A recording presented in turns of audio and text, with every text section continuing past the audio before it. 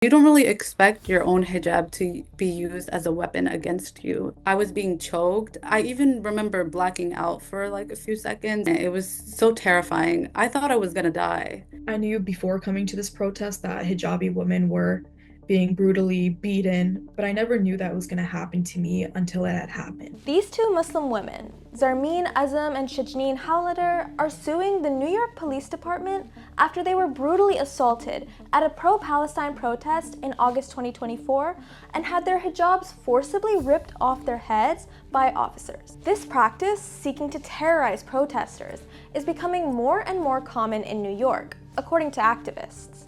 We spoke to the victims and their lawyers to learn more.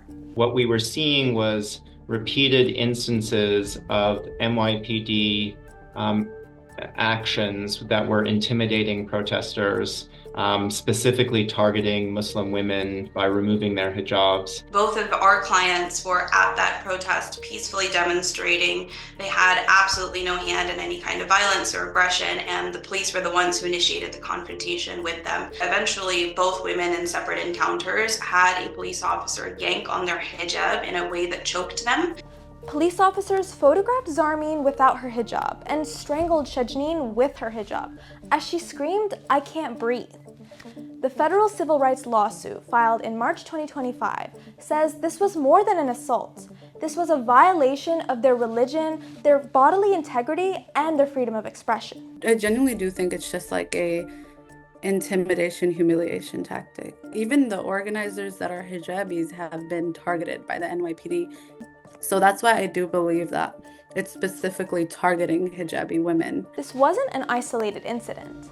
The Council on American Islamic Relations says at least 5 other Muslim protesters had their hijabs violently removed by New York City officers in 2024. It's really because of what we're fighting for us fighting against genocide and speaking up for Palestine.